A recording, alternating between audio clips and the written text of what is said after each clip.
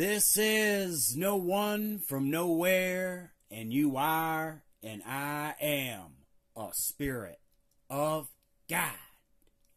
Today I want to talk to you about God is Anu, Enlil is Yahweh in Genesis 2.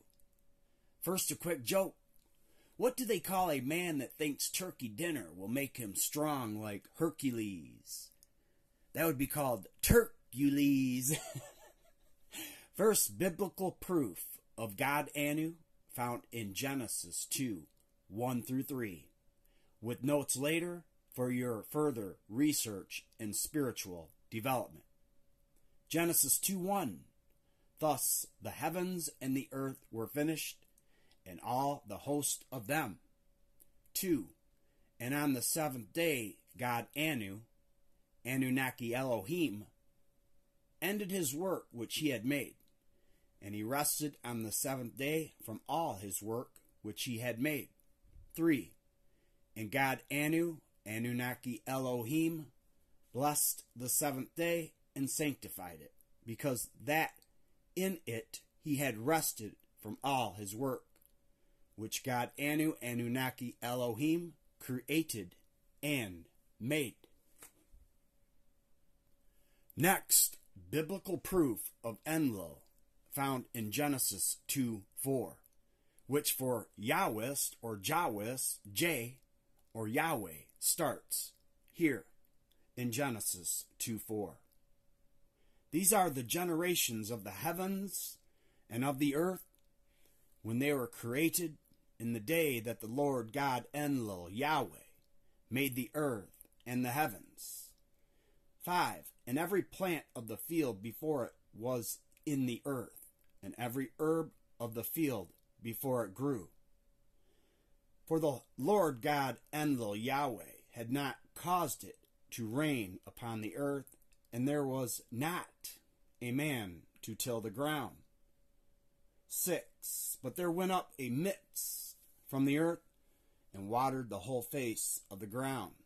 7. And the Lord God Enlil Yahweh formed man of the dust of the ground, and breathed into his nostrils the breath of life, and man became a living soul. 8. And the Lord God Enlil Yahweh planted a garden eastward in Eden, and there he put the man whom he had formed. 9. And out of the ground made the Lord God Enlil Yahweh to grow every tree that is pleasant to the sight and good for food, the tree of life also in the midst of the garden, and the tree of knowledge of good and evil. First, let us turn to some notes for Genesis 2, 1 through 3. Anu was regarded as a supreme god, as king, and the major gods list, such as the An equal Anum, place him on top of the Sumerian pantheon. He could be described as the king of the gods and was believed to be the source of all legitimate power, who bestowed the right to rule upon gods and kings alike. The highest god in the pantheon was said to possess the Anutu, or Anuti. The original day of rest was for Enlil and the appeasement of the god Anu, hence the Anunnaki Elohim. The Sumerians and later the Hebrews called the Sabbath, and was originally a day of the appeasement of the Anunnaki gods, or, quote, the day for appeasing the anger of the deity, end quote, seems to be more substantial and correct.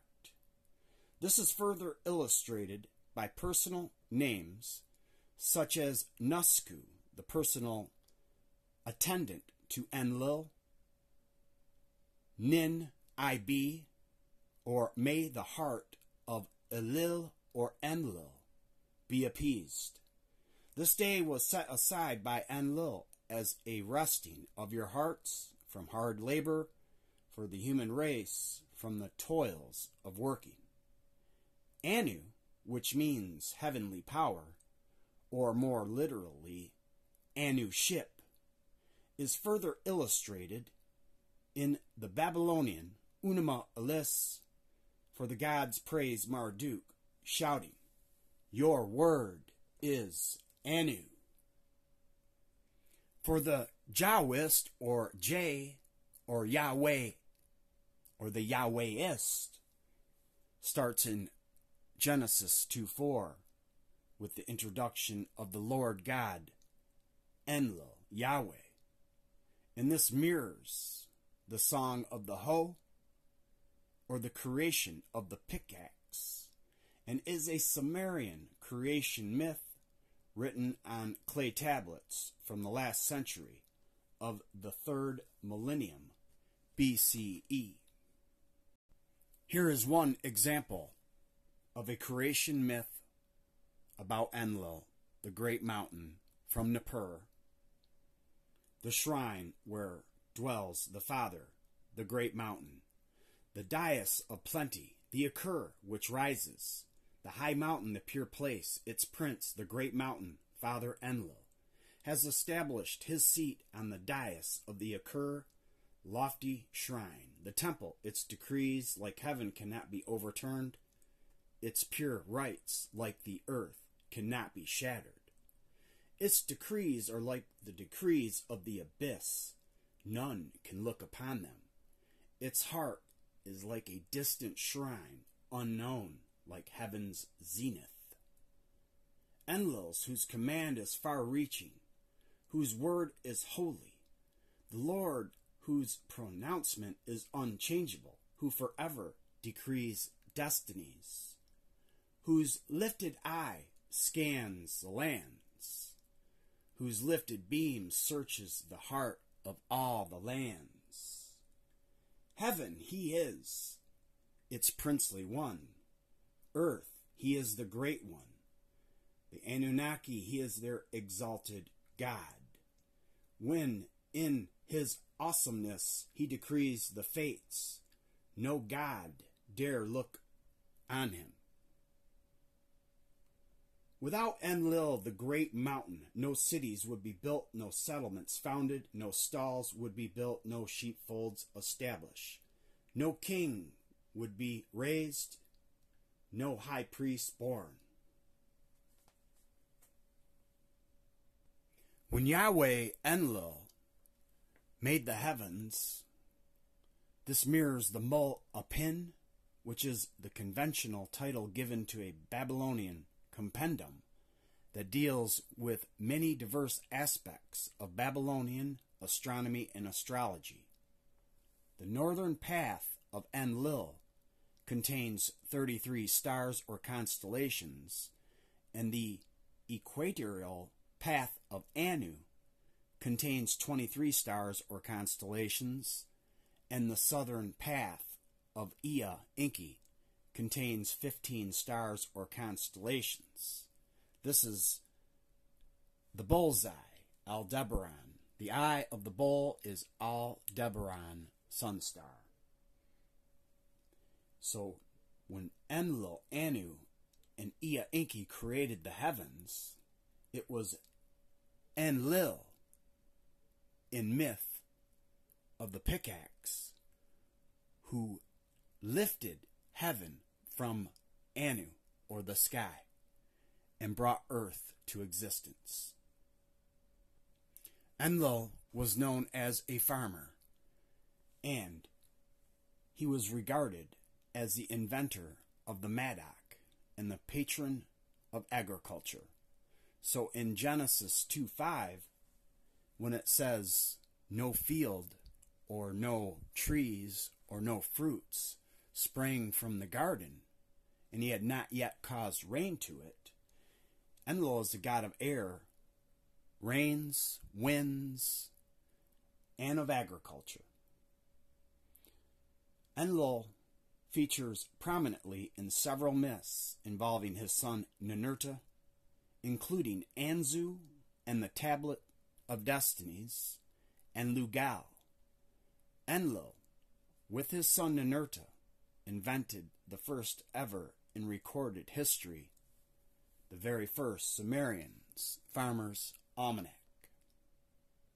It is, in my opinion, that the root word of Yahweh is from the original astronaut with a group of 50 other astronauts to Eridu from the heavens that arrived on Earth in search of gold, namely Enki, and was so named by the other Anunnaki gods and goddesses. This is found in the Eridu Genesis. The Hebrew's first letter, Aleph, meaning ox, started the creation story in the zodiacal age of Taurus. And Enlil is over the breath of life to all living, formed air in the universe, the temperament in the year, and in the chest that includes the soul, quite typically known as the pineal gland.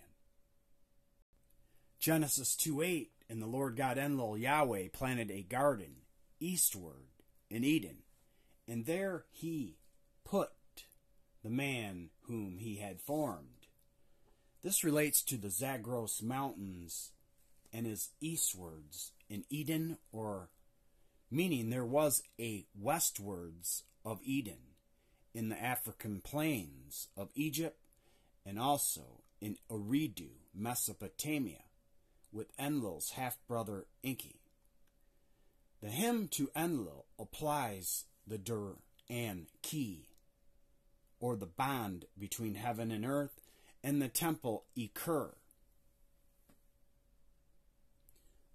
The ziggurat Dur and Ki was across from Enlil's and wife Ninlil's home city temple in Nippur, called the Ekur, a type of the garden of the Anunnaki gods and goddesses of both sexes from Sumer, Mesopotamia, later called the Elohim, or put simply, God in the Bible, which actually is the Greek term from Byblos, or Byblos, Lebanon, near Mount Hermon. Enlil Yahweh is known as the Great Mountain.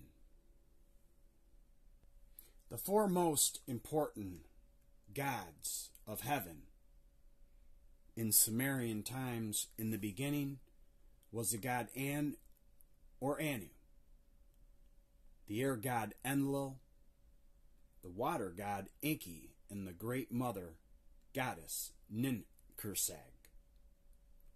There is a good reason to believe that An, the heaven god, was the one time conceived by the Sumerians as the supreme king of the pantheon. But it is the air god Enlil that took his place and became the leader of the Anunnaki gods. He is the most important deity in the Sumerian pantheon and played a dominant role throughout Sumer until these present times and days. Thank you very much for watching today's video, and always remember that you are and I am a spirit of God.